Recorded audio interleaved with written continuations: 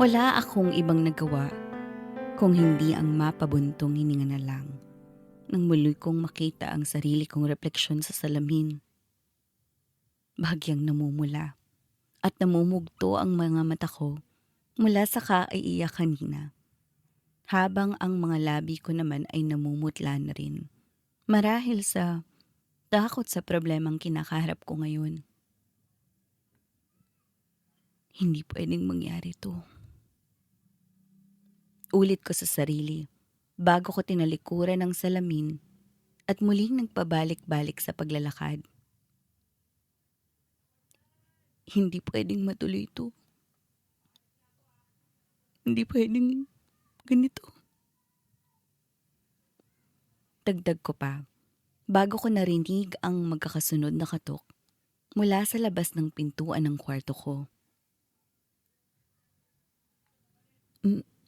Mama? Wendy, ilang beses ko bang kailangang kumatok para pagbuksan mo ko ng pintuan, anak? Kunot noon niyang tanong, bago niya pinagmasta ng puting bestida na suot ko. Nang makontento, ay marahan niya akong hinawakan sa kamay bago niya ako sapilitang hinila palabas. Kanina ka pa hinahanap nila Mrs. Eusebio. Ikaw naman, Wendy. Kanina ka pa palang tapos ni hindi ka man lang lumabas. Ako ang nahihiya sa mga magulang ni Pietro. Alam mo naman ang mga yon, masyadong mainipit. Kung hindi ka magmamadali, baka mas lalo lang silang mawalan ng gana sa'yo. Mama, kailangan ko ba talagang gawin to? Tanong ko sa kanya nang hindi na makapagpigil pa. Kunot noon niya akong binalingan ng tingin na ikinailing ko na lang. Maraming pwedeng maging paraan, ma. Makakabayad tayo sa kanila ng hindi kailangang gawin to. Hindi sa ganitong klaseng paraan, ma. Ito ang mabilis na paraan na gusto namin ng daddy mo para sa'yo, Wendy. Sagot ni mama. Bago niya masuyong kinuha ang kamay ko na ikinabuntong hininga ko na lang. Alam mo naman kung anong mangyayari sa daddy mo kapag hindi pa tayo nakabayad ng utang kina Mrs. Eusebio sa lalong madaling panahon, hindi ba? Hindi mo naman siguro gustong makitang naghihimas ng rehas ang daddy mo, Wendy. Umiling ako sa tanong niya. Ngumiti siya ng malungkot na para bang magagawa ng baguhin ang mood ko. Hindi ko lang talaga maintindihan lahat. Maraming paraan para makabayad ng utang. Narito yung kailangan mo lang ng tiyaga para makapag-ipon o mangutang sa iba at nang maipambayad sa kanila. Kung papayagan nila ako, magtatrabaho ako. 3 trabaho sa isang araw. Kaya kong magtrabaho ng 3 hanggang 4 na beses sa isang araw kung papayagan nila ako. Ang hindi ko lang talaga maintindihan, bakit kailangang kasal pa ang hingiin nila?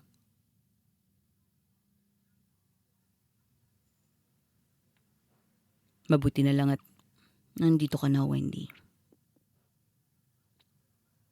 Bati ng matandang lalaki sa akin nang sumalaw ako sa pagkainan.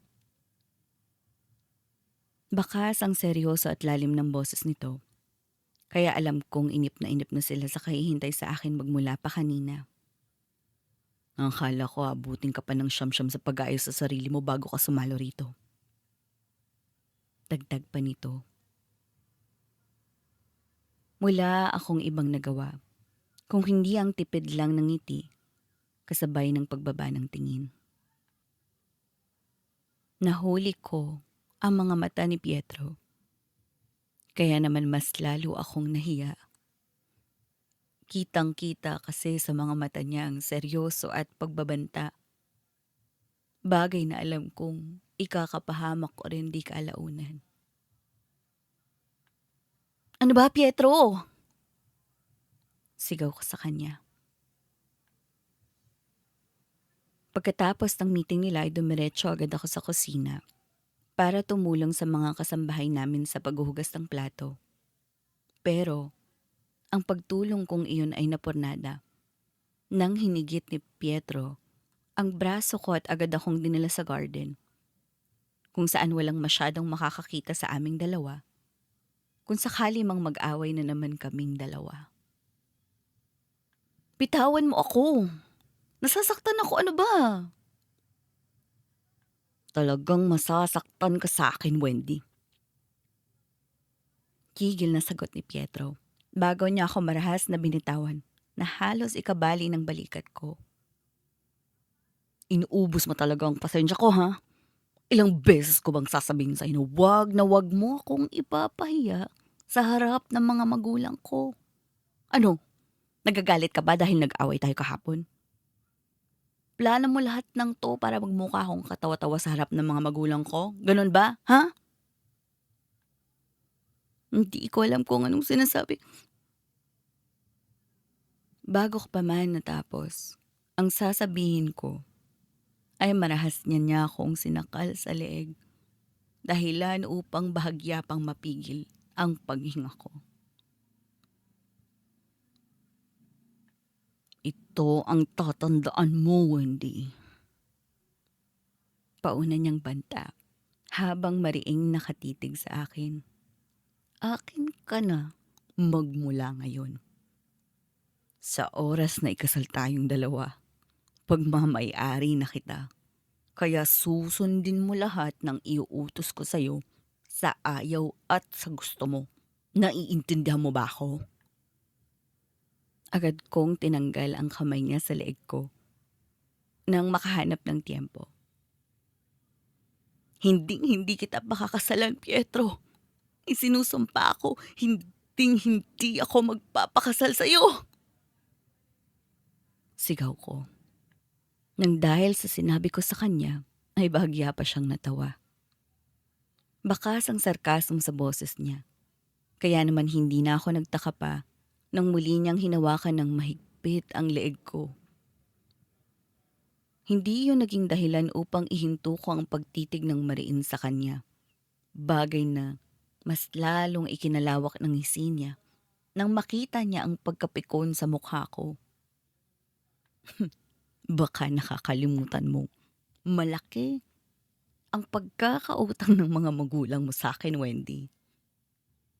Kailangan ko pa bang ipamukha sa iyo yun? Baon na baon sa utang ang mga magulang mo. Tingin mo ba, sa tanda nilang iyon, makakabayad pa sila?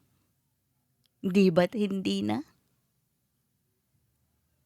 Saad ni Pietro bago muling lumawak ang ngisi niya. Ikaw ang bayad nila sa utang na yun. Malaki ang kontribusyon ko sa buhay mo, Wendy. Nakalimutan mo na ba yun? Malaki ang utang na loob sa akin ng mga magulang mo. Kaya dapat lang na lahat ng iuutos ko sa'yo, susundin mo. Hindi mo ko pag-aari, Pietro. Huwag kang umasa na mapapasunod mo ako dahil kahit na kailan, hindi ako luluhod sa isang katulad mo. Singhal ko bago ko kinuha ang kamay niya't agad iyong nilayo sa akin.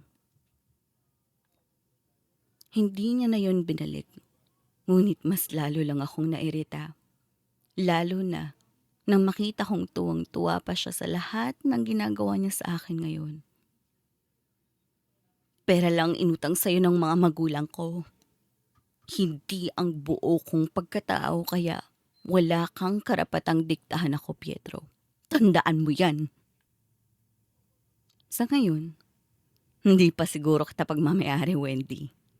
Pero wag kang mag-alala dahil malapit nang dumating ang araw na yun. At kapag dumating ang araw na yun, saad niya, na halos naging pabulong ang mga nahuling salita. Lalo na nang lumapit siya sa akin at binulong ang mga nahuling banta niya para sa akin. Wala kang magiging kawala sa akin. Bayad ka na. Binayaran na kita, Wendy.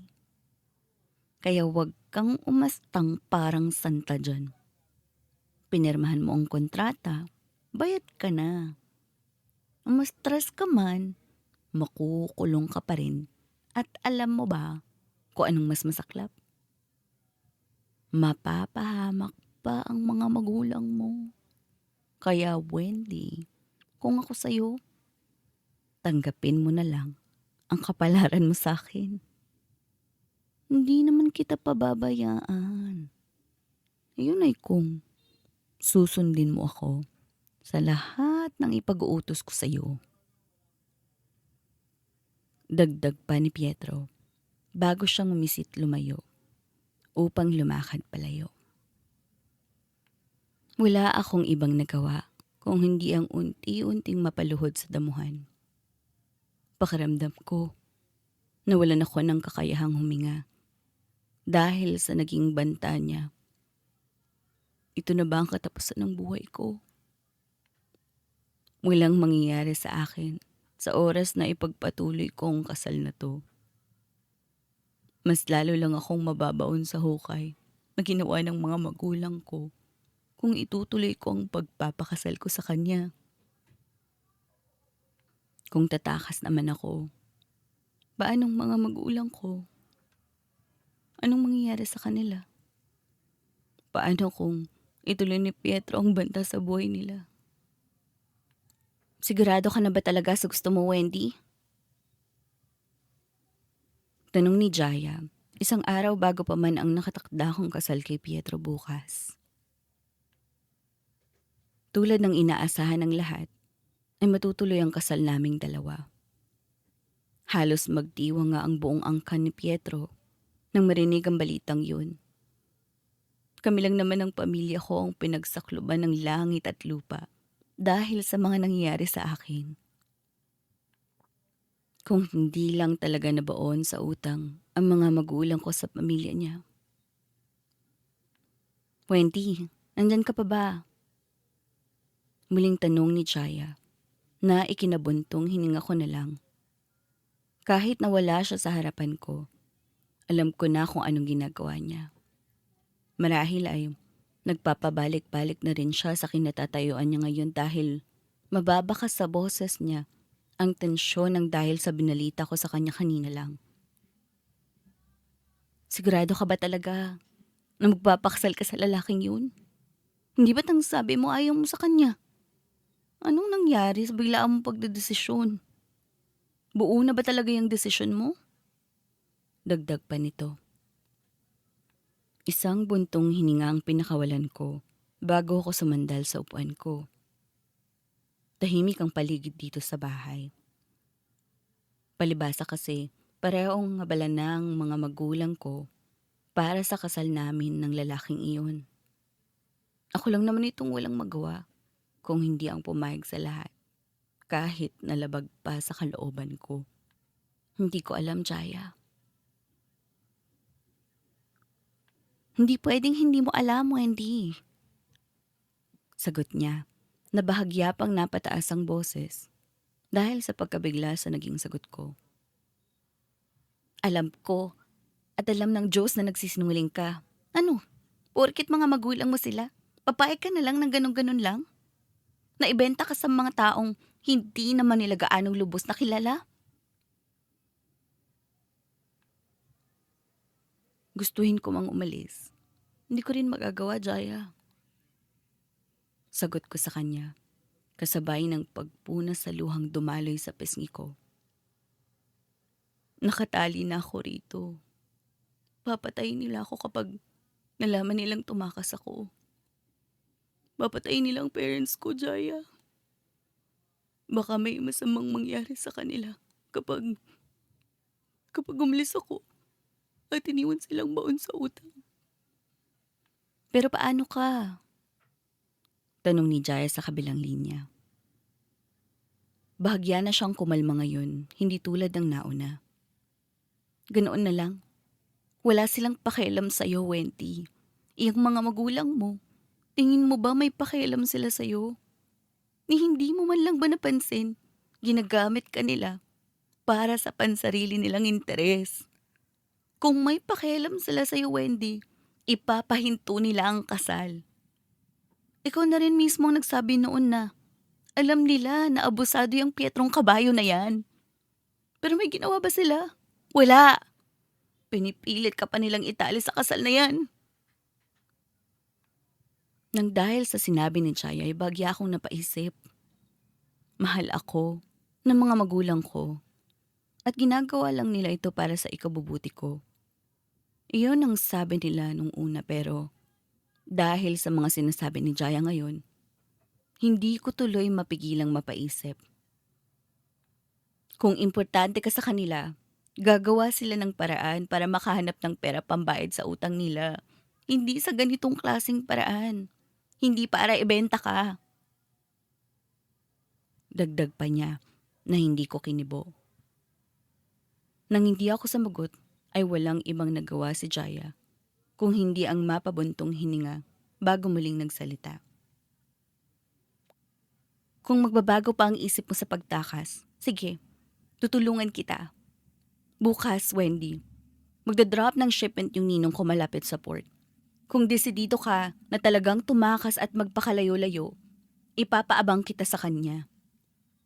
Dagdag pa ni Jaya. Sa port? Ulit ko nang hindi makontento. Anong gagawin ko sa port? Para makatakas ka, Wendy. Sagot ni Jaya sa kabilang linya, bago ito marahas na bumuntong hininga. Wendy, may pagkakataon ka pa para tumakas sa kasal na yan. Kapag hindi ka pa tumakas, parang ikaw na rin mismong sumisira sa buhay mo. Inaabuso ka na niya mentally, tingin mo? Anong mangyayari sa'yo kapag naging asawa mo siya? Baka nga bugbugin ka pa niyan kapag nagsama na kayong dalawa. Dagdag pa niya. Nagpatuloy lang si Jaya sa pagkukwento sa kabilang linya ng mga pwede kong maranasan kay Pietro kapag naging kasal na kaming dalawa. Habang ako naman, nagpatuloy lang sa pag-iyak na para bang mababawasan nun lahat ng mga pangamba ko sa problemang pwede kong kaharapin kapag hindi pa ako kumilos.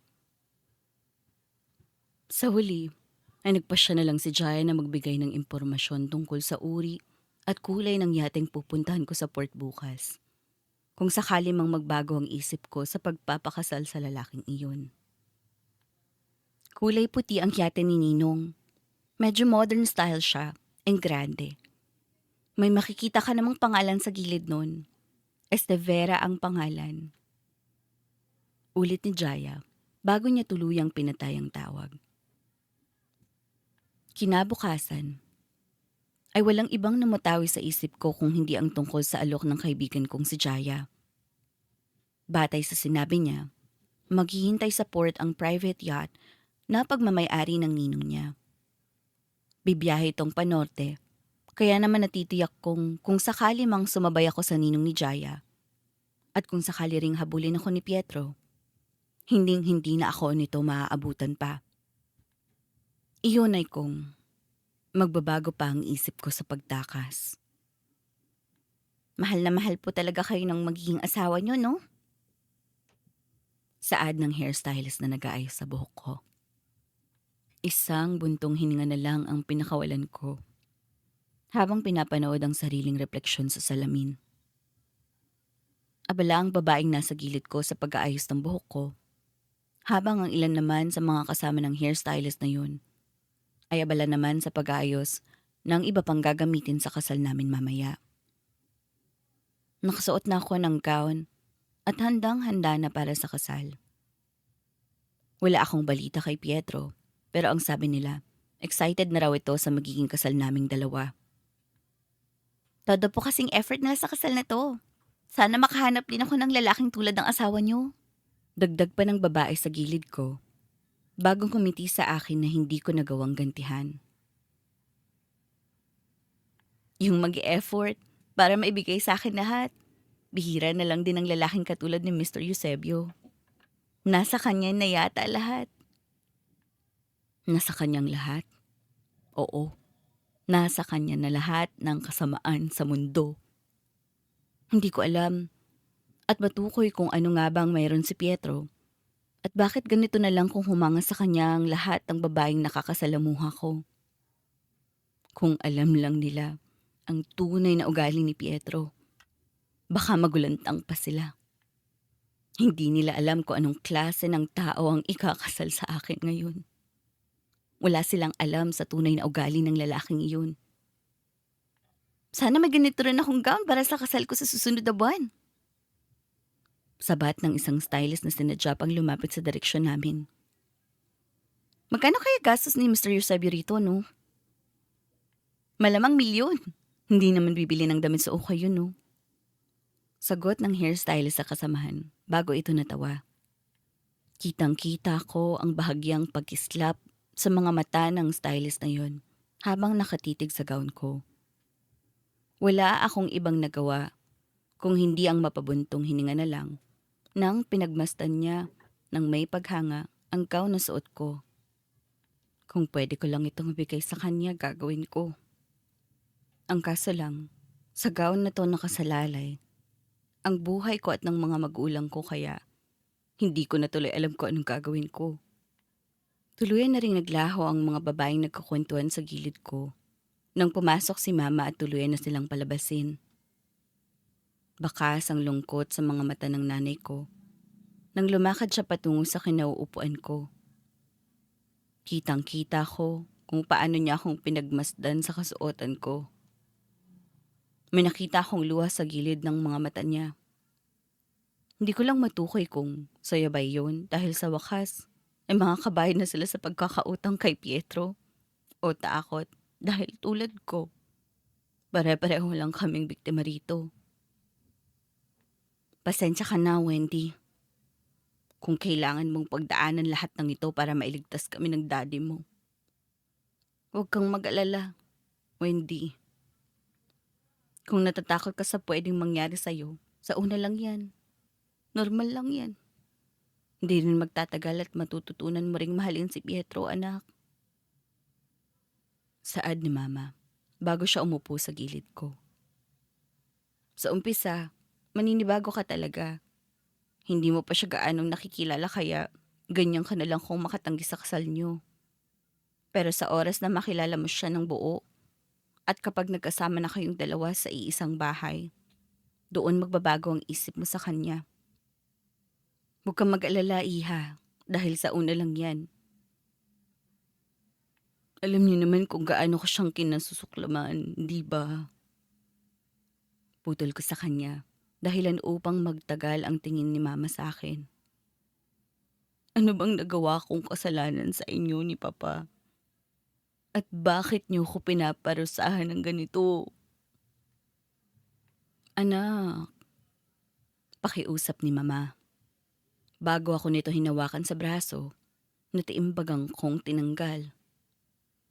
Nakita ko ang gulat at pagkabigla sa mga mata niya nang bumaling siya sa akin. Ngunit sa takot ay ngumiti na lang siya. Pasensya ka na kung ginagawa namin sa ito, anak. Alam ko na marami kaming kasalanan sa iyo ng daddy mo. Lalo na ngayon. Pero sana naman, anak, maintindihan mo kami. Alam kong mamahalin ka ni Pietro. Bahagya akong natawa sa isiping yun. Sa halip na tumigil, ay nagpatuloy lang siya sa pagpapaliwanag. Bigyan mo lang siya ng pagkakataong patunayan ang sarili niya sa'yo. Tingin mo ba, hindi rin namin iniisip ng daddy mo ang kapakanan mo? Ginagawa namin to, hindi lang para sa utang. Alam kong aalagaan ka ni Pietro. Swerte ka nga dahil mahal na mahal ka niya. Abusado siyang tao, ma. Putol ko sa kanya na may halong pait ang boses ko nang binagit ko ang bawat salitang yun. Nang makita kong hindi rin naman siya makikinig sa lahat ng sasabihin ko, napailing na lang ako. Kapakanan ko ang nakataya rito, ma. Buhay ko. Pero sige, kung yan ang sa tingin mong tama, magpapakasal na ako sa kanya. Pero wag na wag niyong iisipin magiging maganda ang buhay ko sa kamay niya. Huwag niyo ring aasahan na magiging masaya ako sa mga kamay ng lalaking yun dahil hindi mangyayari ang bagay na yun. Gagawin ko 'to para sa inyo, ma, hindi para sa sarili ko, dagdag ko. Kitang-kita ko kung paano dumastos ang luha sa mga pisngi niya na hindi ko na pinuna. Gusto kong maiyak sa sobrang galit dahil hanggang ngayon, umaasa pa rin ako na ipapatigil nila ang kasal na 'to. Isa sa mga sinabi ni Jaya kagabi ang pinanghuhugutan ko ng lakas na kung mahal ako ng mga magulang ko, sila mismo ang aatras para sa akin sa kasunduang ito. Pero sa mga sinabi ni Mama, alam kong malabong mangyari yun. Gusto kong magalit sa kanila dahil sa mga ginagawa nila. Pero paano kung gagawin yun kung pare-pareho lang naman kaming mga biktima rito? Habang abala sa pagtitig sa sariling refleksyon sa salamin, wala akong ibang nagawa kung hindi ang magbuntong hininga at mapaisip. May pag-asa pa ako na umatras, lalo na tutulungan ako ni Jaya sa parteng yun. Pero kung sakali mang gawin ko yun, may iwan ko rito ang mga magulang ko. Pero napaisip din ako, kung sakali mang matuloy ang kasal, paano naman ako bilang may bahay ni Pietro? Hindi imposibleng makatanggap ako ng abuso sa kanya kapag naikasal na kami. Makakayanan ko ba talagang makisama sa isang abusadong tao dahil lang sa napilitan ako? Pero paano naman ang mga magulang ko? Hello? Bungad ni Jaya nang wala sa sariling pinindot ko ang numero niya para sa isang tawag. Gosh, Wendy! Kanina ko pa tinatawagan ng numero mo. Ikaw ba yan? Jaya. Wendy! Gulat niyang sambit. Dahilan upang nanginig ang mga kamay kong napatakip sa bibig upang maibsan ang paghikbi ko sa kabilang linya. Ano? Ayos ka lang ba? Gusto mo bang puntahan kita? Pupuntahan kita ngayon dyan. Pinatay ko ang tawag nang hindi ko na mapigilan ang paghikbi. Nang sandaling mapakalma ko ang sarili, muli kong tinawagan ang numero niya na muli niyang sinagot. Wendy, ano ba? Pinapakapa mo naman ako sa mga pagtawag-tawag mo ng ganyan. Angil nito sa kabilang linya. Ano? Okay ka lang ba? Gusto mo bang ikaw nang bahala sa mga magulang ko kung sakali mong makatakas ako, Jaya? Putol ko sa kanya na ikinatahimik niya sa kabilang linya. Bigyan mo sila ng proteksyon, Jaya, kapag nawala ako. Huwag na huwag mo silang pababayaan. Oo naman, ano na, Wendy? Nagbago na ba ang isip mo? Tanong niya. At nang hindi ako makasagot, ay doon siya muling nagsalita. Alam ko, Wendy. Bago pa man kita binigyan ng pagpipilian kagabi, pinag-aralan ko na yan. Huwag kang mag-alala, dahil hindi ko naman sila pababayaan. Tulad mo, pamilya na rin ang turing ko kina tita. Bibigyan ko sila ng proteksyon kung saan sila ang dahilan kung bakit nagdadalawang isip ka sa pag-alis. Kaya kong ipangako sa iyo yan, Wendy. Basta ang hihingin ko lang nakapalit sa'yo, ingatan mo lang ang sarili mo. Madamdamin pa nitong dagdag. Ilang segundong natahimik ang kabilang linya at nang mapansin ni Jaya na hindi na ako makasagot sa lahat ng sinabi niya, tsaka siya muling nagsalita. Salamat naman at nagbago ang isip mo, Wendy. Ang buong akala ko talaga, isasakripisyo mo na yung sarili mo eh. Buti nga tatauhan ka na. Saad niya pa na hindi ko na ulit muling kinibo. Mamaya, dadaong na dyan ang ship ng ninong ko. Tatawagan ko na rin siya para in case na kailangan mo ng tulong, matulungan ka niya kaagad. Dagdag pa niyang bilin bago niya ako pinatayan ng tawag. Kalahating oras na lang ay mag-uumpisa na ang kasal namin. Kaya naman bago pa man mag-umpisa ang seremonya, dali-dali ko nang inayos ang sarili ko. Hindi para sa kasal naming dalawa ni Pietro, kung hindi para iligtas ko ang sarili ko. May isang salita si Jaya at alam kong tutuparin niya yon sa abot ng makakaya niya. Kaya naman hindi na ako nag-atubili pa na tawagan siya kanina. Ma'am, mag-uumpisa na po ang seremonya. Saad ng wedding organizer sa akin na sinadya pang pumasok sa kwarto upang sabihan lang ako. Nainip na rin si Mr. Eusebio sa kahihintay sa inyo. Dagdag pa niya bago tipid ng ngumiti at umalis na rin sa kwartong iyon. Wala akong ibang nagawa kung hindi ang mapabuntong hininga bago nagdesisyong pumili ng t-shirt at maong na susuotin ko sa pagtakas. Alam ko na mabilis akong mahanap ni Pietro sa gown ko, kaya naman napili kong mag-iba ng suot.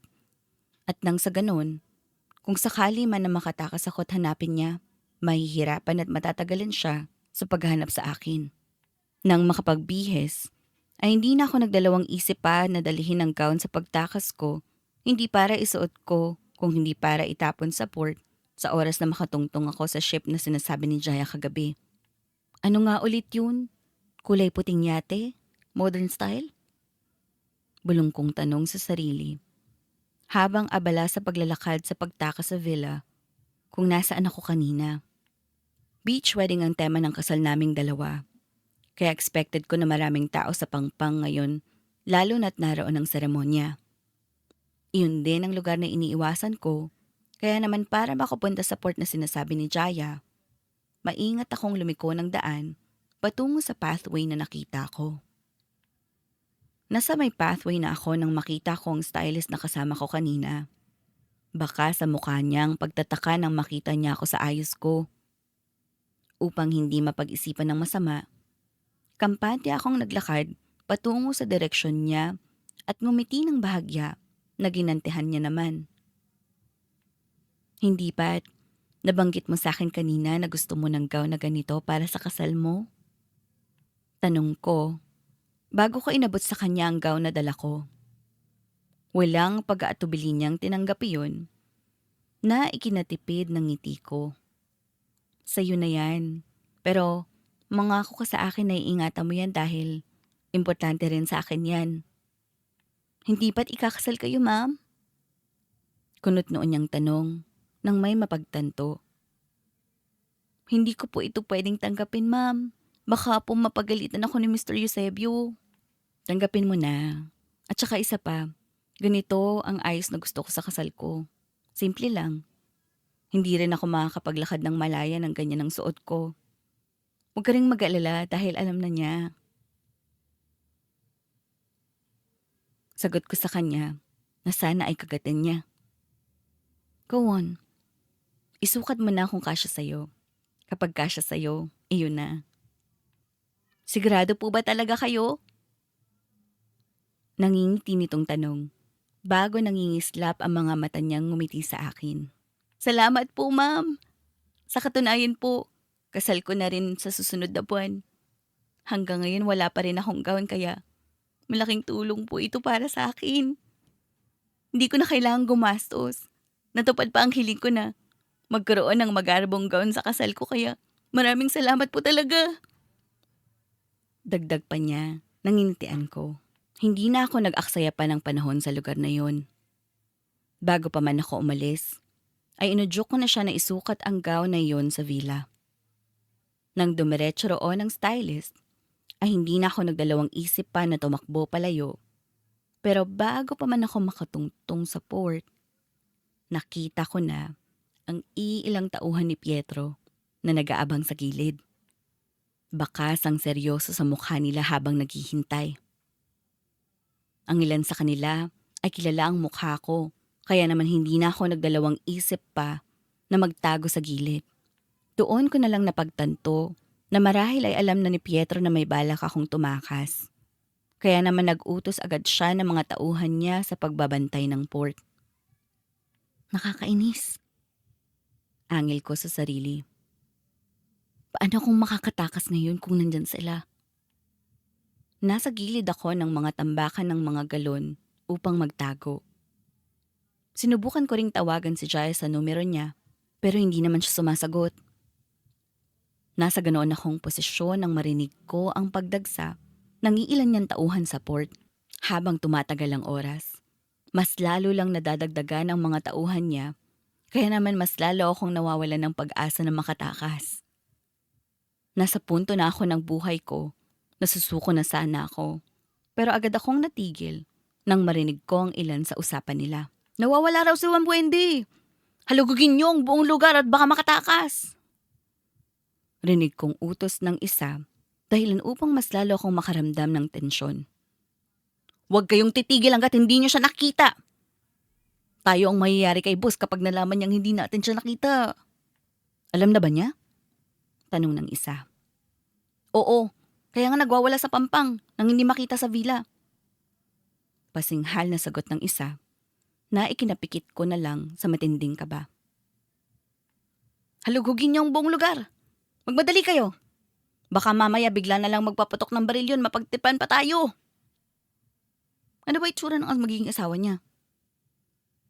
Tanong ng panibagong boses. Hindi ko alam. Basta hanapin niyo. Nakasuot ang wedding gown. Sagot ng isa, bago ko narinig ang unti-unting pagkawala ng mga yapak nila sa sahig.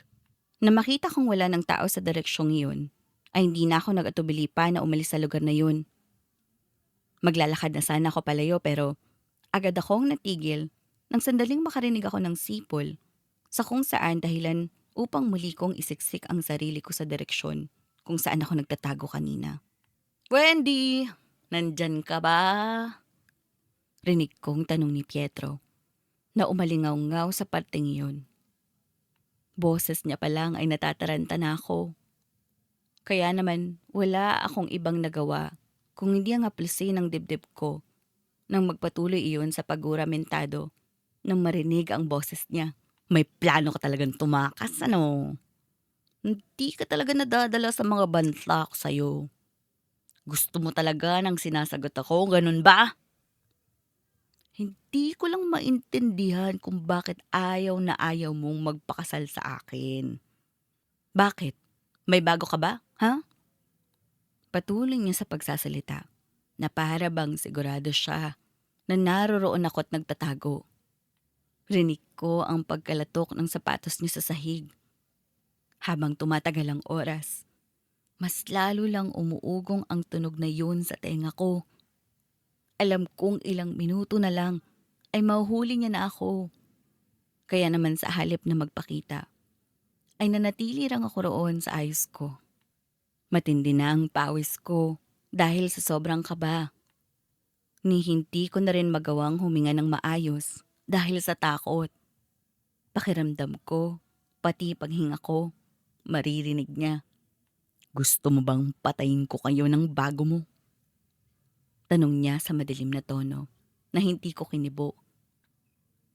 Ilang segundo lang ay unti-unti na siyang lumakad patungo sa direksyon ko.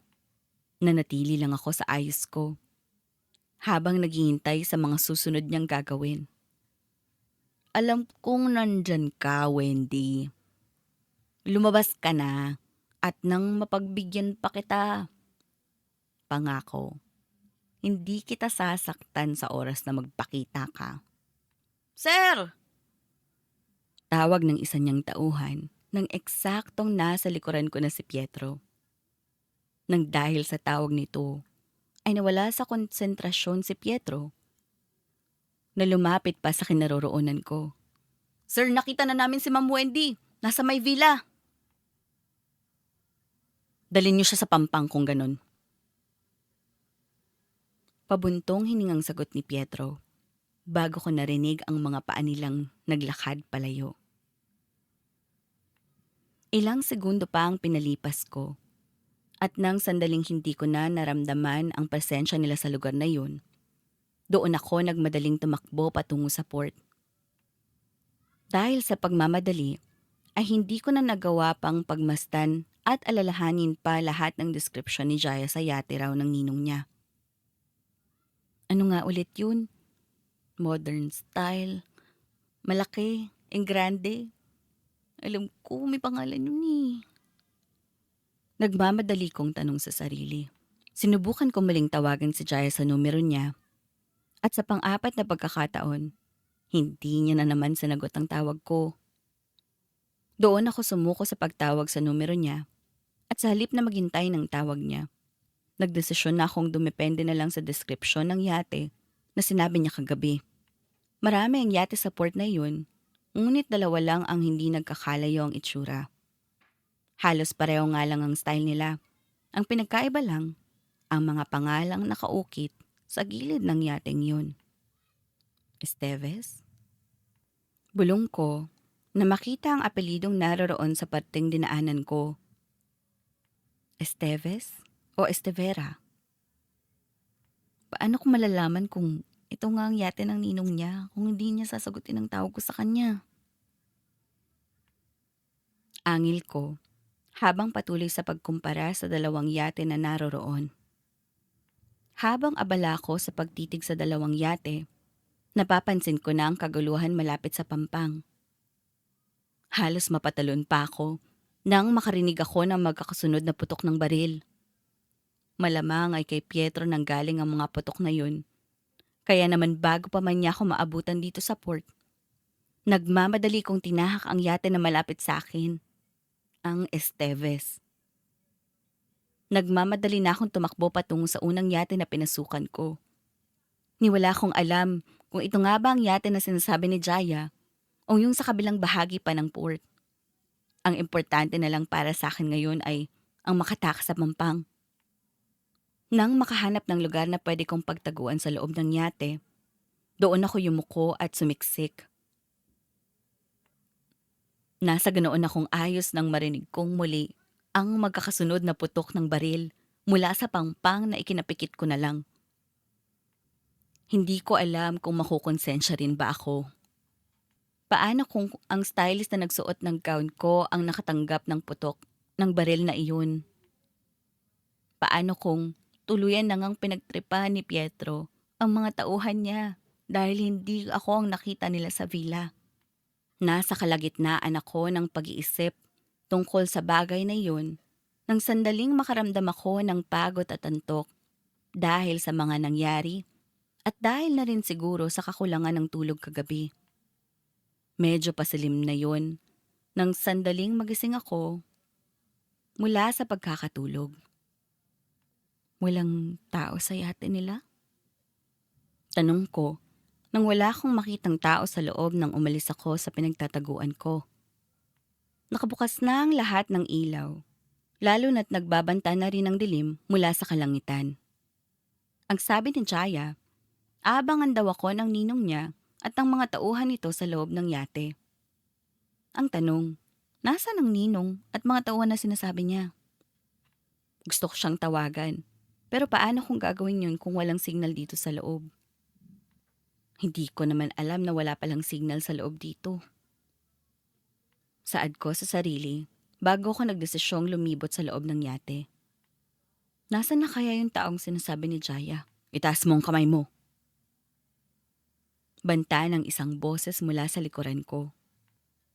Wala akong ibang nagawa kung hindi ang mapapikit at magtaas ng kamay tulad ng utos ng lalaking nasa likuran ko. Narinig ko ang kasa ng baril niya, kaya naman dahil sa pagmamadali na maitaas ang kamay, mabilis na nalaglag sa sahig ang teleponong hawak ko, dahilan upang bahagya pa akong mapamura sa sarili. Paano kung matatawagan ni Jaya kung nasira na ang teleponong hawak ko? Lingon. Utos pa ng lalaking iyon na mabilis kong ginawa.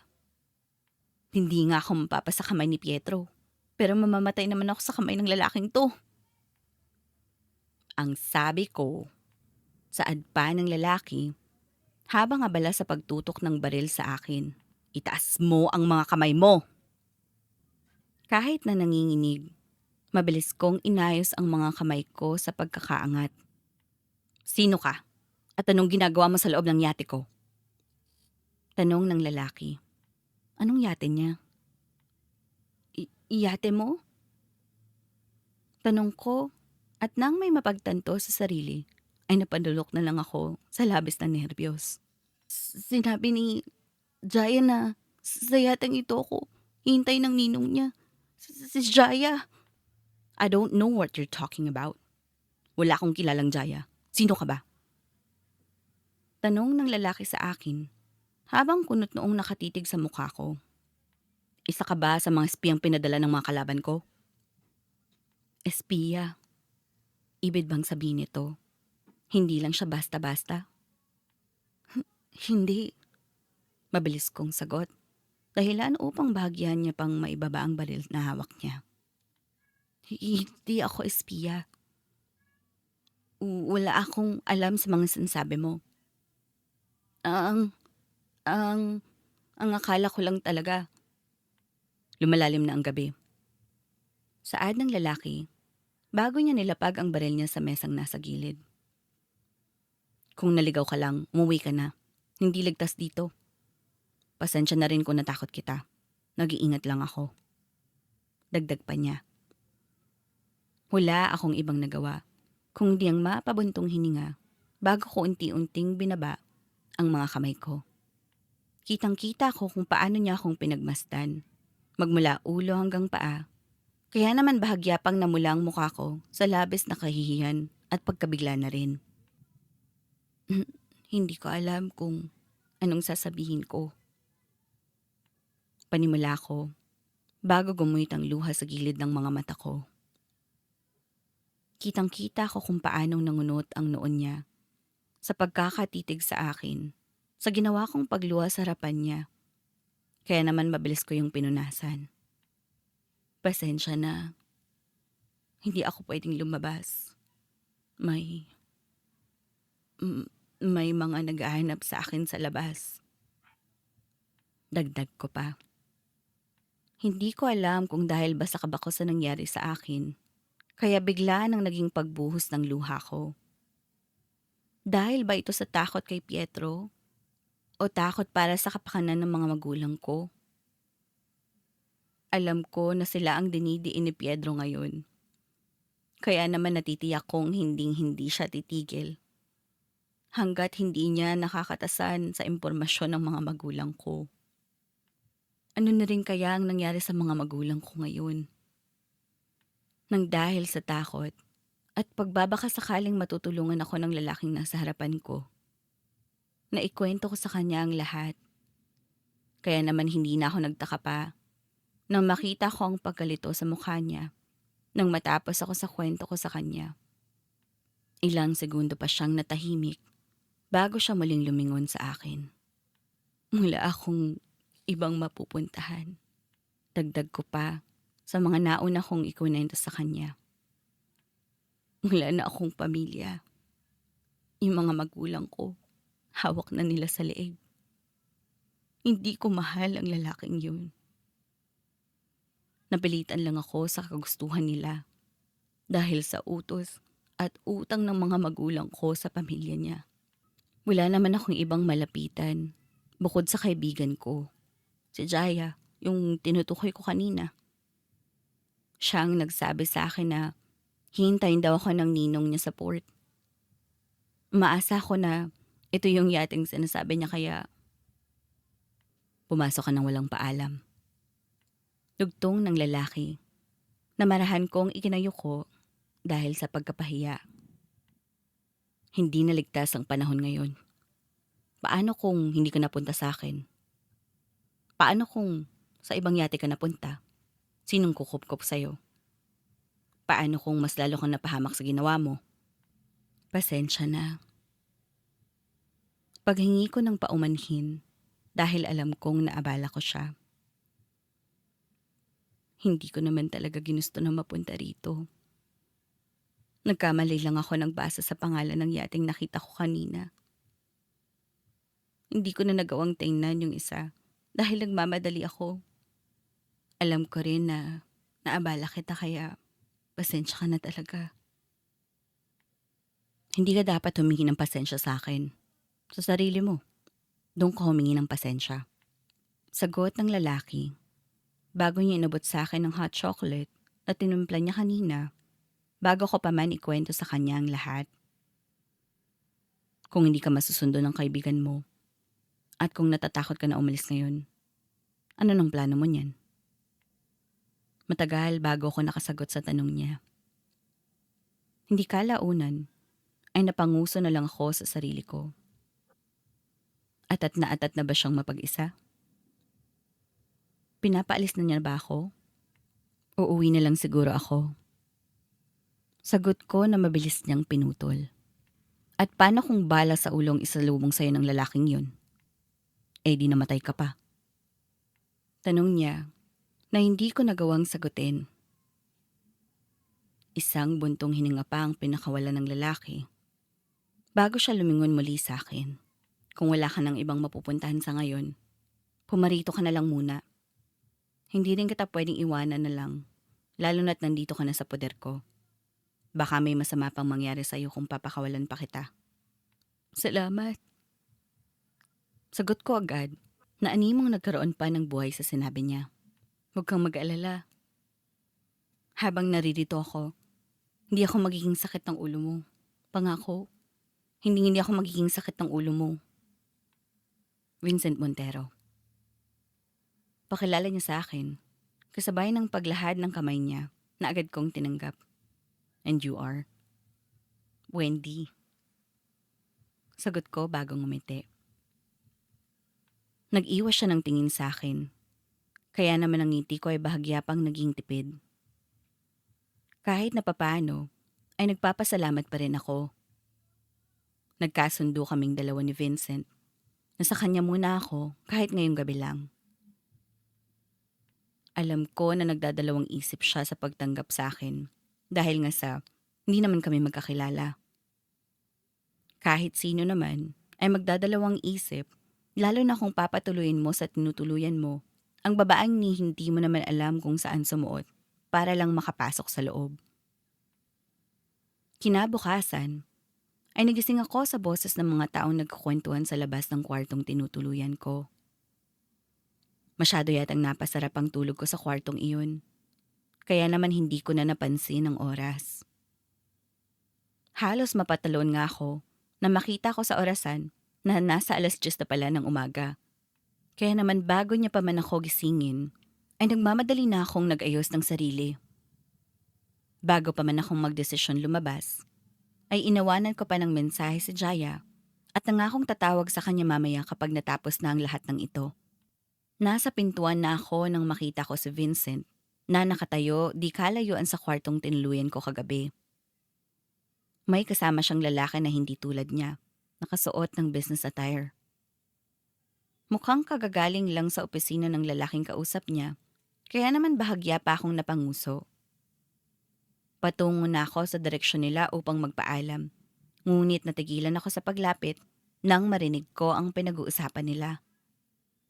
Nabalitaan ko lang dyan sa mga tendera ng kabibe sa Bampang. Ito ba lang si Pietro Eusebio? Nagula kahapon. Paano ba naman kasi? Iniwan ang bride niya sa mismong araw ng kasal nila. Natatawang kwento ng lalaki kay Vincent. Lumipat ang titig ko kay Vincent at halos mapanganga ako na makita kong wala man lang siyang reaksyon sa mga sinasabi ng kausap niya. Naaawa nga ako sa mga tinderang kausap ko. Halos ilan kasi sa kanila. May trauma pa sa ginawa niyang pamamaril sa 2 tauhan niya. Muntik niya nang mapatay yung babaeng may suot ng wedding gown ng bride niya kahapon. Napagilan lang. Ano na nga kayang nangyari sa bride niya? Saan na nga kaya siya nagtatago ngayon? Nang dahil sa gulat, ay bahagya akong napaatras sa kinatatayuan. Nihinti ko na rin namalayan na may nasagi akong mesa dahilan upang bumagsak sa sahig ang maliit na bangang naroroon, dahilan upang kumalat ang abo na laman nito sa sahig. Halos namilog ang bibig ko sa gulat, lalo na nang bumaling sa akin ang dalawa. "Oh, sino ka naman?" Tanong ng lalaki na hindi ko nagawang sagutin.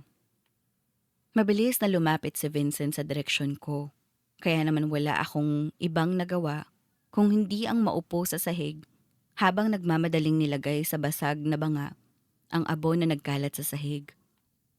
Pasensya ka na talaga. Hindi ko alam na... Saad ko na hindi ko na nagawang sundan nang pigilan niya ako sa pagdampot ng abo na naroroon at nagkalat. Pasensya na talaga. Ako nang maglilinis dito. Mag-almusal ka na. Sagot ni Vincent sa akin. Dahilan upang makagat ko pa ng bahagya ang dila ko. Bakit kahit nahulog at nabasag ko na ang banga na yun na naglalaman ng abo, mukhang kampante pa rin siya. Ngumiti sa akin ang lalaking kausap ni Vincent kanina. Naginantahan ko bago ako dumiretso sa hapag kung saan nakahanda ang mga almusal. Dahil nga sa wala naman akong kain buong maghapon kahapon, hindi na rin naman ako nagtaka pa nang maramdaman ko ang bahagyang pagkalam ng sikmura ko. Wala na akong pakialam kung sakali mang isipin nila na wala akong hiya basta't ang importante na lang para sa akin ngayon ay ang malamnan ng sikmura ko. Nasa kalagitnaan ako ng pagsubo nang nilapitan ako ng lalaking kausap ni Vincent kanina. Umalis si Vincent, dala ang banga na iyon. Marahil ay para itapon ng abo at basag na bangang nabasag ko kanina. Natigil ako sa pagnganga nang umupo sa gilid ko ang lalaking yun at bahagyang natawa nang bumaling sa akin. Yari ka kay Vincent. Aniya, na ikinakunot ng noo ko. Tinanggalan mo ng buhay yung lola niya. Ha? Tanong ko sa kanya, dahilan upang mas lalo siyang matawa. Yung banga na nabasag mo, earn yon ng lola niya. That means, abo ng lola niya ang natapon mo kanina. Dagdag pa niya, habang natatawa sa reaksyon ko. Nang bumalik si Vincent upang sumali sa amin sa hapag, ay halos mangunot ang noon niya nang makita niyang pamumutla ng mukha ko. Bago pa man siya makapagtanong, ay mabilis na akong humingi ng despensa sa kanya na ikinakunot ng noon niya. Hindi ko na ba talaga sinasadya na mabasag ang urn ng lola mo, Vincent. Aksidente lang lahat na nangyari kanina. Hindi ko naman talaga intensyon na... Paumanhin ko na agad ding naputol nang humagalpak sa pagtawa ang lalaking kausap ko kanina. Lumingon ako kay Vincent na makita ko ang pagtataka sa mga mata niya habang nakatingin sa aming dalawa. Hindi ko sinasadya na mabasag yung urn ng lola mo, Vincent. Promise. Buhay pang lola ko at mas lalong hindi yun urn jar, Wendy. Sagot ni Vincent na ikinapula ng mukha ko. Mga aboy ng sigarilyong nagamit ko nung nakaraan. Naipon kaya ganun nakarami. Anong sinasabi mong urn jar? Mukha bang abo ng tao yun? Nang marinig ni Vincent ang tawa ng lalaking yun, ay wala siyang ibang nagawa kundi mapailing na lang. Medyo mabait at hindi naman ganoon kahirap pakisamahan si Rico. Hindi tulad ng kaibigan niyang si Vincent na bihira lang kung umiti. Nung una nga ay halos mabug ako ang iniinom ko. Lalo na nung inakala niyang isa ko sa mga babae ni Vincent. Pero nang naipaliwanag ko sa kanyang pansamantala lang akong pinatuloy ni Vincent sa yate niya, doon siya tila ba naliwanagan sa lahat.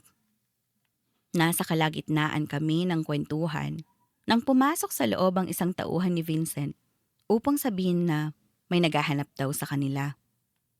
Wala akong ibang nagawa kung hindi ang manatili roon at sumilip na lang sa gilid sa mga taong tinutukoy ng tauhan niya. Ang lahat ng kabakong naglaho kanina ay unti-unting bumalik na makita ko ang mukha ni Pietro na ngayon ay kunot noong humarap kay Rico at kay Vincent na kalalabas lang ng yate upang harapin siya. Pasensya na sa istorbo. Napansin ko itong yate niyo mula sa di kalayuan. Hindi lang naman kayo ang nilapitan namin para pagtanungan. Naririto lang ako para magtanong para sa isang importanteng bagay. Rinig kong saad ni Pietro bago niya pinakita kay Rico at Vincent ang picture na posibleng litrato ko. Napansin niyo ba sa yate niyo itong babaeng to? Nagip siya ng CCTV malapit sa port. Nagbabaka sakali lang kami kung napansin niyo siya. Saad ni Rico na naputol lang nang magsalita si Vincent. Hindi namin siya nakita. Sagot ni Vincent, dahilan upang balingan siya ni Rico. Bakit mo siya hinahanap? Tumakas siya sa kasal namin. Sagot ni Pedro, bago siya umismid sa dalawa at bumaling sa mga tauhan niya. Ipagpatuloy niyong paghahanap malapit sa port. Baka nandito pa rin siya hanggang ngayon. Utos niya bago siya bumaling sa dalawa. Salamat sa impormasyon. Aniya, bago siya naglakad palayo kasama ng iba pa niyang tauhan.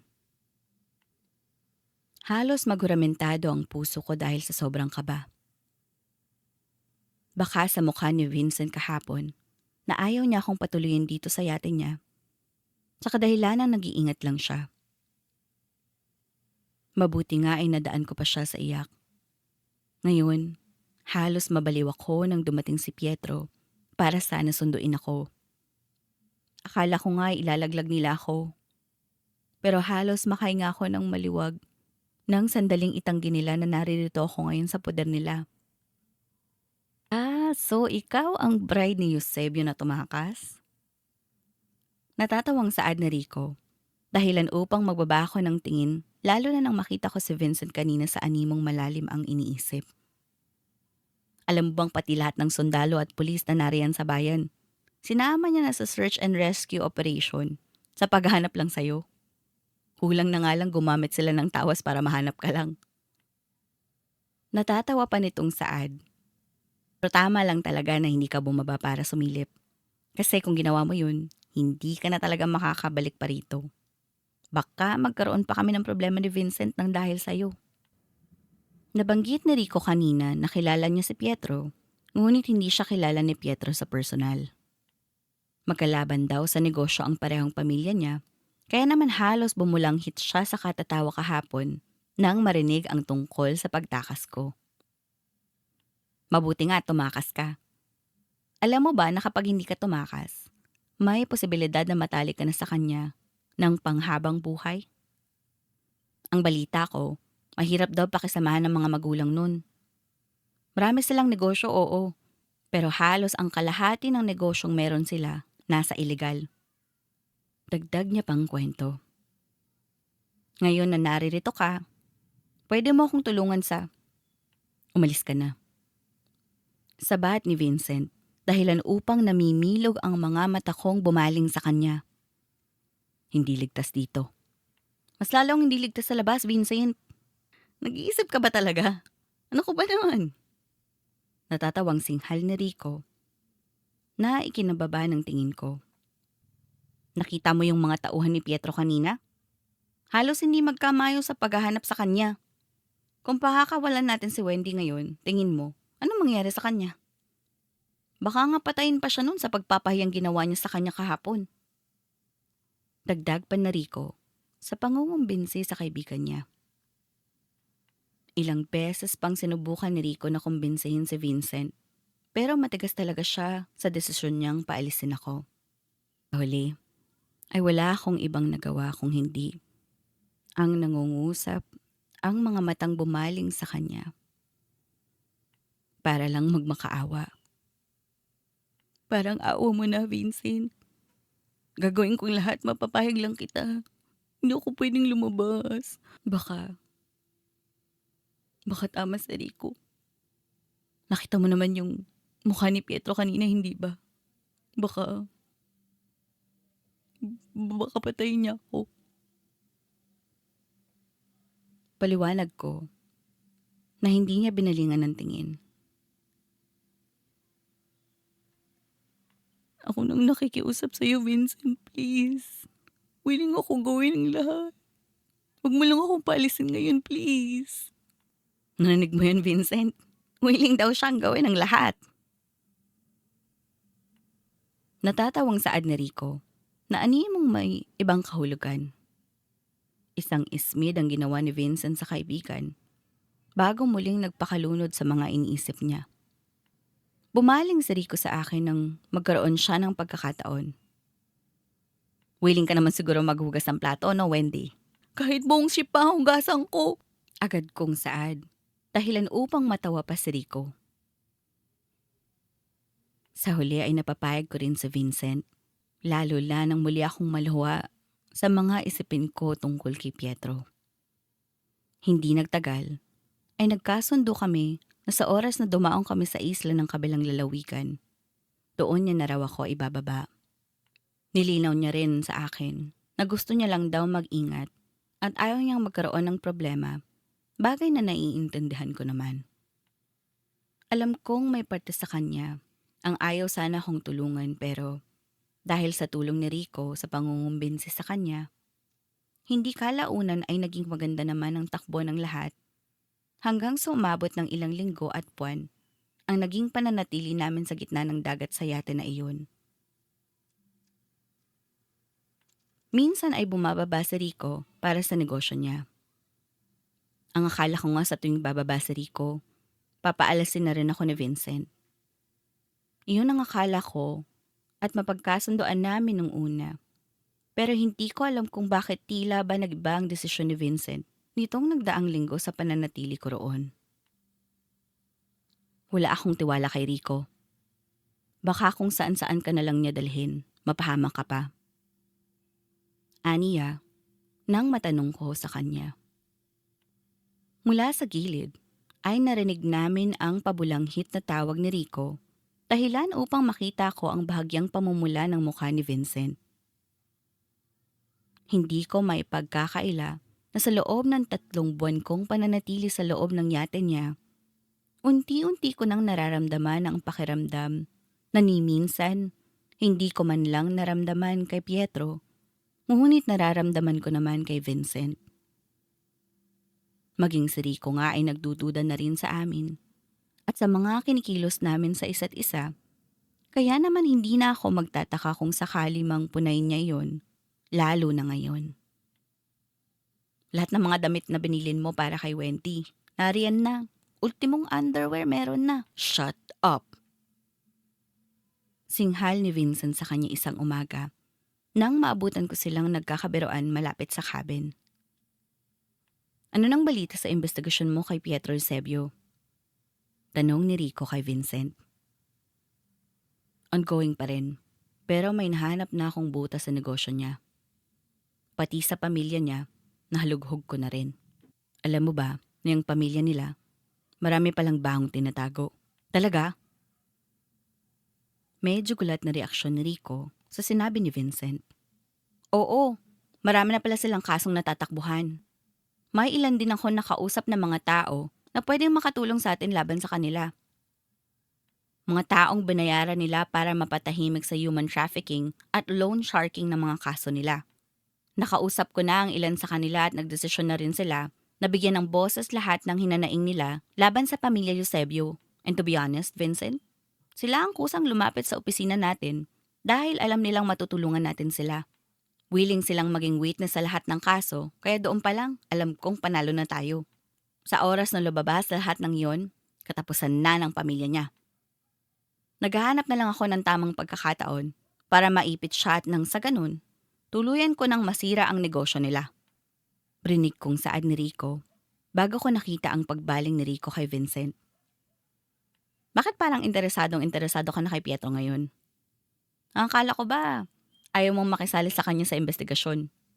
Bakit parang iba na yata ang ihip ng hangin ngayon? Pagtatanong ni Rico kay Vincent. Gusto ko lang gamitin ang koneksyon ko. At isa pa, gusto kong matulungan si Wendy. Hindi ligtas para sa kanya na manatili sa labas, lalo na't napapaligiran siya ng mga taong katulad niya. Gusto ko kapag umalis siya sa poder ko, ligtas na siya.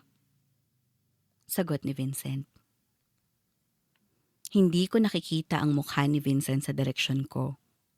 Pero kitang-kita ko ang reaksyon ni Rico, lalo na ang pagngisi niya kay Vincent dahil sa sinabi niya. Pag-aalala pa ba yan o nahuhulog ka na sa kanya? Biro ni Rico na hindi naman sinagot ni Vincent. Parang nung huling kita ko sa'yo, hindi ka naman ganyan ah. Hindi ka naman ganyan sa mga dati mong babae. Iba ba si Wendy, Vince? Dagdag pang panunokso ni Rico bago siya nakangising bumaling sa direksyon ko. Namumula ang mukha kong nag-iwas ng tingin bago ko umalis sa kinatatayuan ko.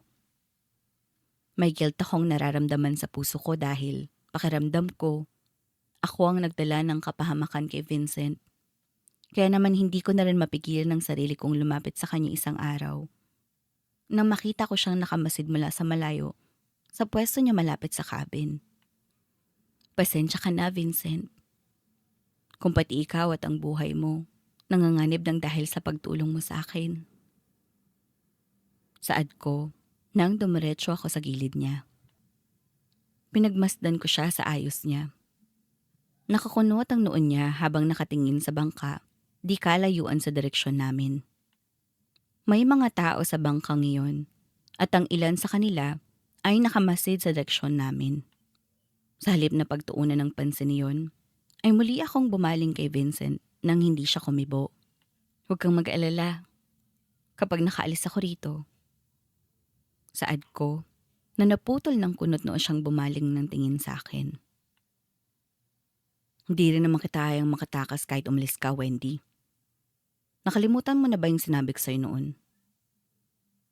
Tanong ni Vincent bago siya may pinindot sa cellphone niya.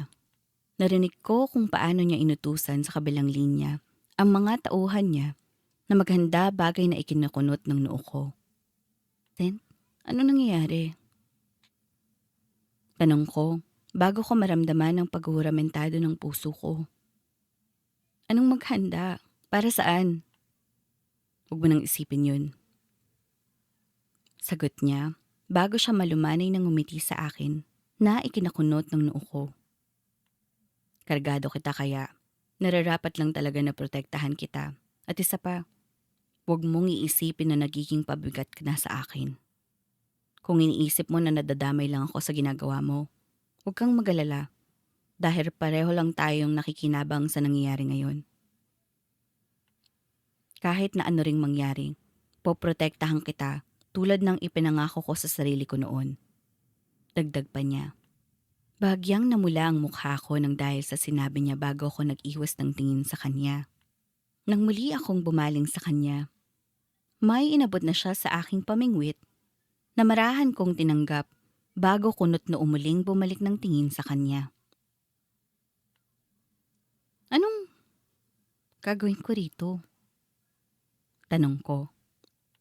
Nang dahil sa tanong ko, ay bahagya siyang natawa dahilan upang bahagya pang mag-init ang mukha ko sa ginawa niya. Ginagamit niyang pamatay lamok, Wendy. Aniya, habang natatawa pa. Subukan mo sa lamok. Tingnan mo kung mapapatay mo. Ano? Natatawa kong tanong na inilingan niya. Wala akong ibang nagawa kung hindi ang mapangiti na lang habang namumula ang mukhang nag-iwas ng tingin sa kanya. Sa halos 3 buwan kong pananatili sa yating ito kasama si Vincent, hindi ko rin mapagkakailang unti-unti na akong nagkakaroon ng lihim na pagtingin sa binatang nagligtas sa akin. Wala akong ibang nararamdaman kay Vincent kung hindi ang kapayapaan. Bagay na ni minsan ay hindi ko nagawang maramdaman sa kamay ni Pietro nung ito pa ang kasama ko. Hindi ko rin maitatanggi na napapalapit ang loob ko kay Vincent, lalo na sa pag-aalagang binibigay niya sa akin sa tuwing magkasama kaming dalawa. Hindi ko lang alam kung bakit. Bakit sa tuwing magkasama kaming dalawa ay may iba pa akong nararamdaman. Dahil ba ito sa takot? O baka dahil ito sa traumang binigay ni Pietro sa akin noon pa man? Marunong ka bang mangisda? Biglang tanong ni Vincent sa akin nang makita niyang tahimik lang ako na nagmamasid sa tahimik na karagatan. Tahimik at payapa ang karagatan tulad na lamang ng nararamdaman ko nung mga oras na yun. May mga oras na humahampas ang alon sa yate, kaya naman isa rin yun sa mga dahilan kung bakit may nararamdaman akong kakaiba sa puso ko. Alam ko kasi na anumang oras ngayon, may posibilidad na matapos ang lahat. Na sana nga ay matapos na. Hindi gaano. Sagot ko sa kanya dahilan upang bahagya pa siyang mapahalakhak sa sinabi ko. Napanguso ako sa ginawa niya. Ikaw, marunong ka ba? Oo naman. Lolo kong nagturo sa aking mangisda noon kaya ayun, natuto ako. At hindi lang basta natuto, gumaling ako. Pagmamayabang ni Vincent. Kaya muli na naman akong nanliit sa sarili ko. Lumaki ka malapit sa dagat, Wendy. Kaya imposibleng hindi ka marunong. Hindi naman talaga. Hindi naman porket lumaki ako malapit sa dagat, marunong na akong mangisda, no? Ni hindi nga ako marunong lumangoy, mangisda pa kaya? Sagot ko na muli niyang tinawanan. Sa bagay, rich kid ka nga pala noon. Biro ni Vincent sa akin, dahilan upang pabiro ko siyang sipain na bahagya niya na lang ikinatawa. Gusto mo bang matutong manghuli ng isda gamit ang pamingwit? Tanong ni Vincent. Ngumiti sa akin si Vincent na ikinangiti ko. Hindi pa man ako nakakatango sa alok niya, ay may narinig akong putok ng baril mula sa malayo. Bago ko pa man malingunan kung saan nanggagaling ang putok ng baril na iyon, ay hinila na ako ni Vincent payoko sa direksyon upang magtago. Muli ay nararamdaman ko ang panginginig ng kalamnan ko sa sobrang takot. Bagay na napansin ni Vincent. Huwag kang matakot. Nandito lang ako, Wendy. Aniyang pagpapakalma sa akin na kahit na nanginginig ay nagawa ko pa ring tanguan. Hindi ko alam na sa loob ng 3 buwan kong pagtatago at pagiging masaya sa poder ni Vincent, magagawa pa rin kaming matunton ni Pietro sa lugar kung saan ako nagtatago. Ang buong akala ko ay panghabang buhay na ang sayang nararamdaman ko nung una. Iyon pala, ay may hangganan din pala ang lahat ng yun. Doon ko lang napatunayan sa sarili ko na hindi lahat ng kasiyahang mararamdaman ng isang tao ay mapapasa kanya ng panghabang buhay. Lahat ay may hangganan, parang yung nangyayari ngayon. May hangganan ng lahat, bagay na mas lalo lang nagpapasidhi sa takot ko para sa mangyayari sa akin sa oras na makatungtong si Pietro at ang mga tauhan niya sa yate ni Vincent. Para sa akin, gusto ko lang na makatakas palayo kay Pietro. Para naman kay Vincent, hanggat maaari, gusto niyang magkaroon ng tahimik na buhay sa loob ng yateng pinakaiingatan niya nung una pa lang. Paano siyang magkakaroon ng matiwasay na buhay rito kung ako mismo ang nagdala ng problema sa kanya? Nanatili lang ang pagpapaulan nila ng bala sa direksyon namin. Habang kami naman ni Vincent ay walang ibang nagawa kung hindi ang yumuko sa pwesto namin upang magtago. Muli ay bumaling ng tingin sa akin si Vincent. Hinawakan niya ang nanginginig kong kamay dahilan upang mag-angat ako ng tingin sa kanya. Hindi ko rin inaasahan ang ginawa niyang pagyuko sa harap ko at kasabay nito ay ang paghalik niya sa labi ko na bahagya pang ikinalaki ng mga mata ko sa labis na gulat. Ramdam ko ang pag-init ng mukha ko, lalo na nang humiwalay siya sa pagkakahalik sa akin at agad nang umiti na mas lalong ikinalakas ng tibok ng puso ko. Dito ka lang at bibigyan ko ng leksyon iyang ex mo. Aniya, bago siya naglabas ng baril mula sa bulsa niya, na ikinalaki ng mga mata ko. Dito ka lang, Wendy. Babalikan kita. Huwag kang aalis dyan. Bilin niya, bago siya umalis at pinaulan na ng mga bala ang mga bangka na nasa malayo. Nanatili lang ako sa pwesto ko sa lugar na yun, habang si Vincent naman ay tuluyan nang naglaho sa paningin ko. Nasa ganoon akong sitwasyon nang muli kong marinig ang mga putok ng baril na mas lalo pang lumakas. Wala akong ibang nagawa kung hindi ang manatili sa posisyon ko habang nakayukot nakapikit. Ang buong akala ko ay ligtas na ako roon. Pero agad akong napatili sa kaba nang sandaling may humablot sa braso ko at inalis ako sa lugar na iyon. Pietro! Sigaw ko Nang sandaling hablutin niya ako, tutukan ng baril sa leeg na ikinapikit ko na lang. Doon ko lang din napansin si Vincent na ngayon abala na sa pagtutok ng baril niya sa direksyon namin ni Pietro. Base sa postura niya, ay natitiyak kong may alam siya sa ganitong klase ng pakikipaglaban. Mayaman at negosyante siya. Kaya naman hindi na ako magtataka kung sakali mang sinanay siya sa mga ganitong klase ng depensa, bagay na hindi ko man lang naranasan at pinaranas sa akin ng mga magulang ko noon. Ibaba mong baril mo kung ayaw mong pasabugin ko ang bungo ng babaeng ito. Banta ni Pietro, bago muling tinapat sa sentido ko ang baril na hawak niya, na bahagya ko pang ikinapikit. Ang kapal na mukha mong sulutin ng girlfriend ko. Tinutok niya ang baril kay Vincent, na hindi naman ito ikinatinag. Pati babae ng iba, talagang papatusin mo? Ikaw, hindi ka ba naaawa sa sarili mo? Tinakbuhan ka na nga sa kasal, pati pa naman dito susundan mo. Pangaasar ni Vincent sa kanya, dahilan upang humigpit ang pagkakahawak ni Pietro sa leeg ko. Kung ako sa'yo, ikaw na tong sumuko. Hindi ka na nga swerte sa pakikipagnegosasyon, sa pag-ibig pa kaya. Manahimik ka! Singhal ni Pietro, bago sarkastikong napangisi sa kanya, na ikinangiti lang ni Vincent. Alam mong isang kalabit ko lang sa ganchilyo, mamamatay ka na. Excited ka na bang makita ang lolo mo? Medyo nga eh.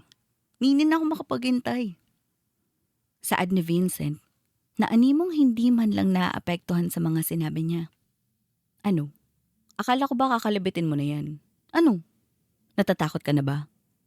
Siguro natatakot kang pumatay, ano? Manahimik ka nga sabi eh. Sigaw ni Pietro. Ni hindi ka nga natakot na patayin yung mga taong naging biktima nyo ng human trafficking. Ito pa kayang pagpatay sa akin, kakatakutan mo? Ang akala ko ba matapang ka, Pietro? Bakit hindi mo subukan sa akin ang ganchilyo ng baril mo? Ulit pa ni Vincent. Nanginginig ang kamay ni Pietro habang nakatutok sa kanya. Puro kasatsat. Naingayin ako sa'yo! Sigaw niya, na ikinangis lang ni Vincent. Vincent, no.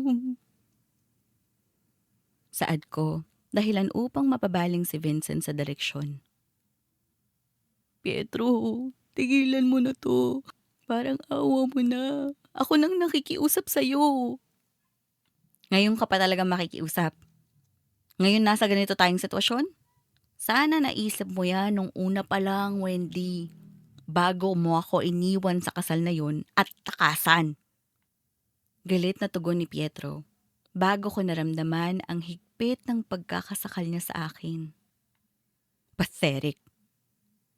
Singhal ni Vincent, dahilan upang sa kanya naman ibinaling ni Pietro ang baril na hawak niya. Hindi ka ba nagsasawa sa mga linyahan mo? Palagi na lang ba, Pietro? Dinadaan mo talaga sa awa ang lahat, ano? Paano ka magiging drug lord niyan kung puro ka pa awa? Ang sabi ko, manahimik ka!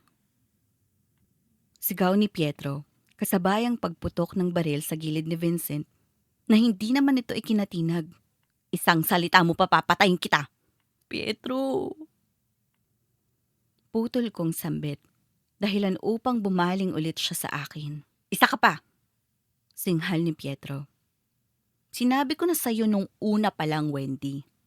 Wala kang kawala sa akin. Kayo ng mga magulang mo, wala kayong kawala sa akin.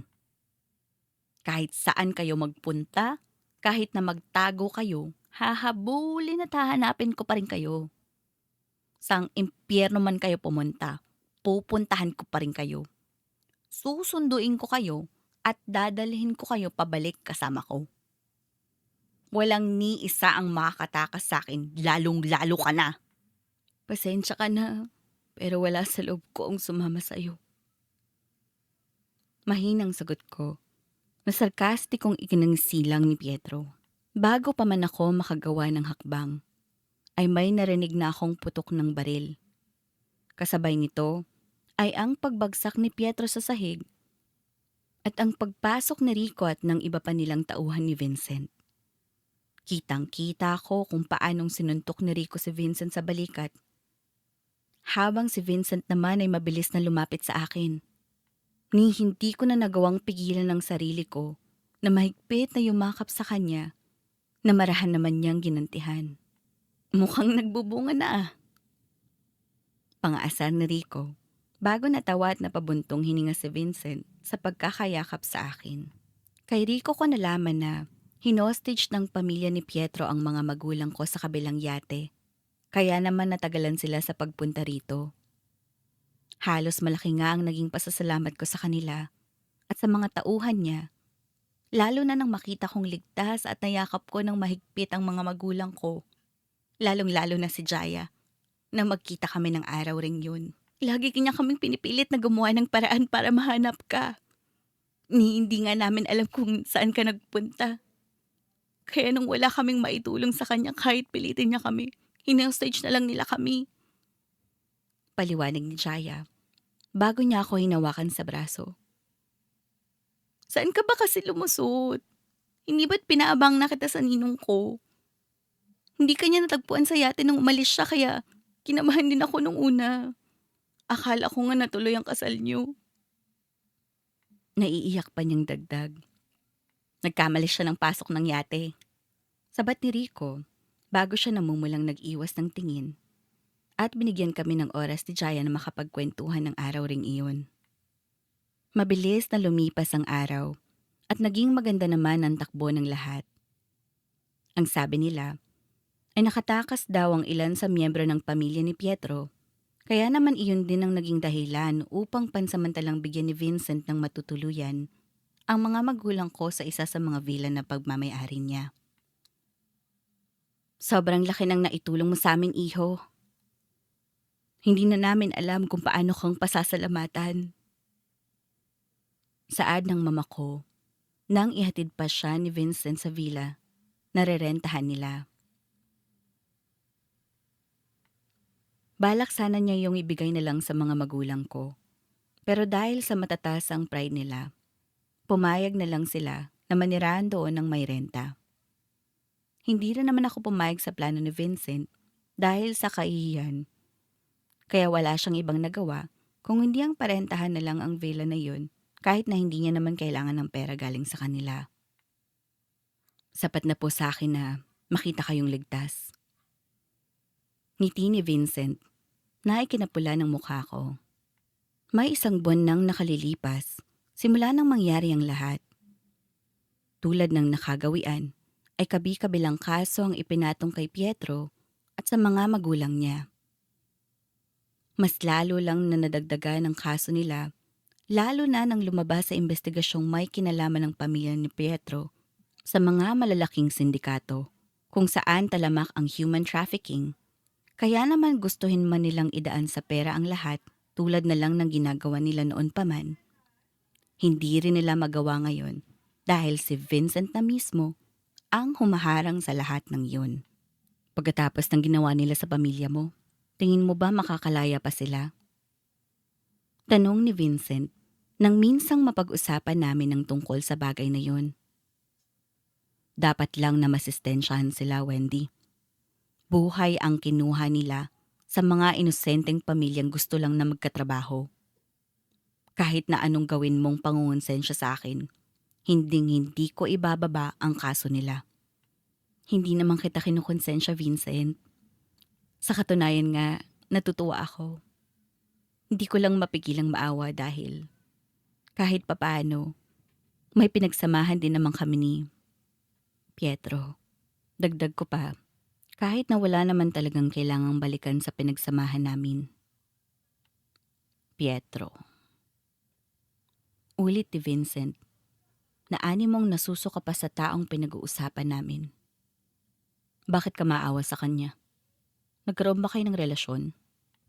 Ha? Gulat kong tanong na bahagya kong kinatawa. Niligawan ka ba niya? Naging boyfriend mo ba siya? Ulit niya. Ang sinasabi mo, Vincent? Natatawa kong tanong nang hindi na makapagpigil pa.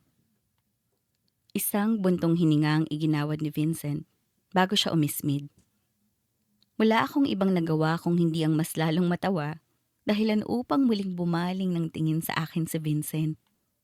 Ano naman nakakatawa, Wendy? Tanong niya sa akin. Wala naman. Sagot ko, bago namumulang ngumiti sa kanya. Nagsiselos ka ba kay Pietro?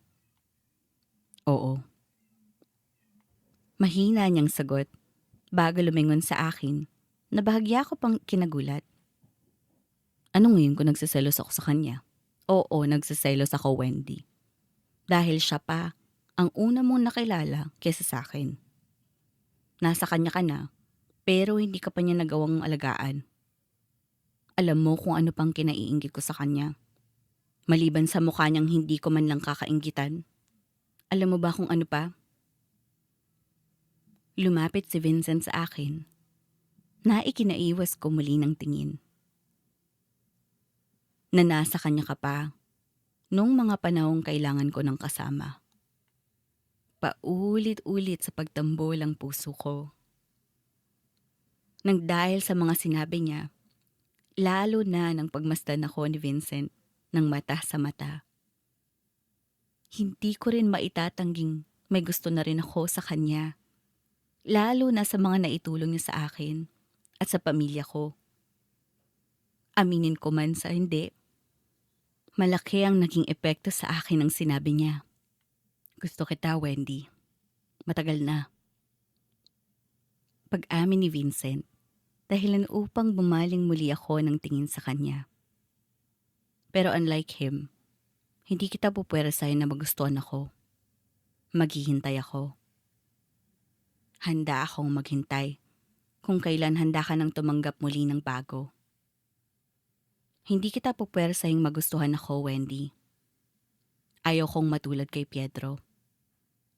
Liligawan kita. Hanggang sa magsawa ka't sagutin ako. Wala akong pakialam kung umabot man ng 3 taon o dekada ang panliligaw ko sa'yo. Basta liligawan kita. Tulad ng gustong mangyari ni Vincent, hinayaan ko siyang manligaw sa akin. Hindi niya naman ako pinilit na sagutin siya kaagad. May parte sa akin ang natutuwa dahil talagang ginagawa niya ang lahat ng makakaya niya para lang maiparamdam sa akin na importante ako. Kay Vincent ko lang naramdaman ang lahat ng ito kaya naman pagkatapos ng halos 4 na buwan niyang pangliligaw, doon ko na siya sinadya sa yate niya upang sagutin ang sagot na matagal niya na ring hinihintay noon pa man. Akala ko magiging abala ka sa business niyo ng mga magulang mo.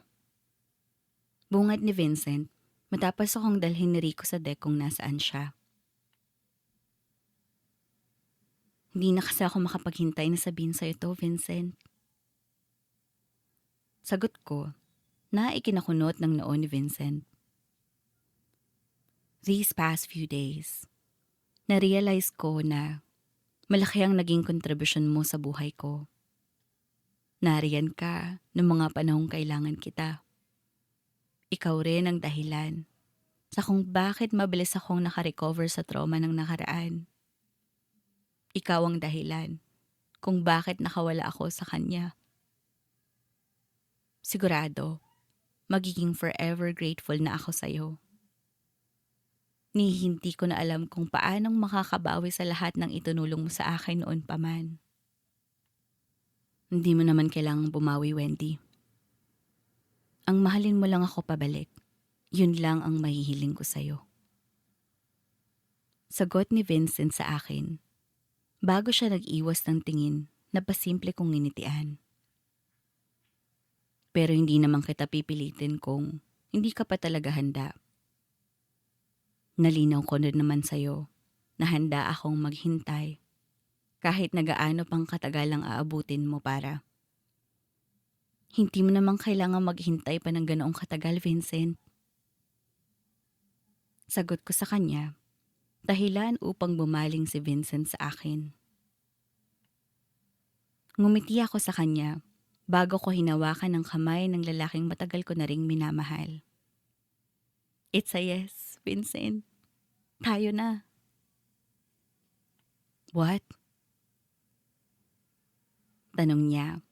Bago rumehistro sa kanya ang sinabi ko, dahilan upang bahagya pang manlaki ang mga mata ni Vincent sa gulat. Tama ba yung narinig ko? Tayo na.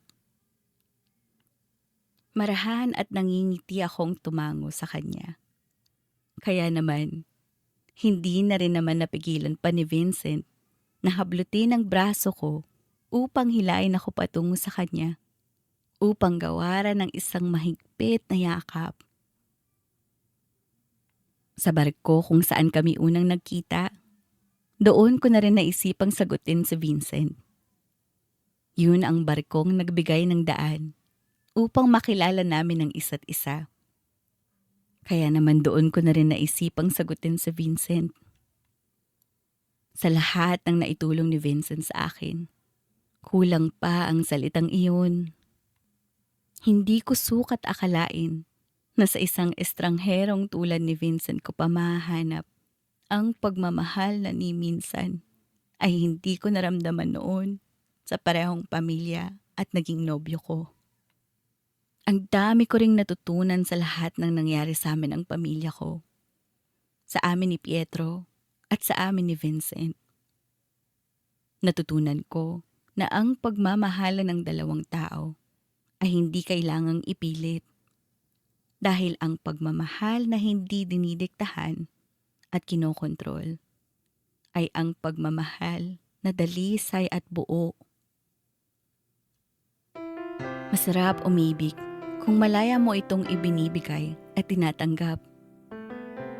At magagawa lang natin ito kung kaya nating ipaglaban ang lahat sa pamamagitan ng haba ng pasensya, tibay ng paghihintay, at respeto sa isa't isa.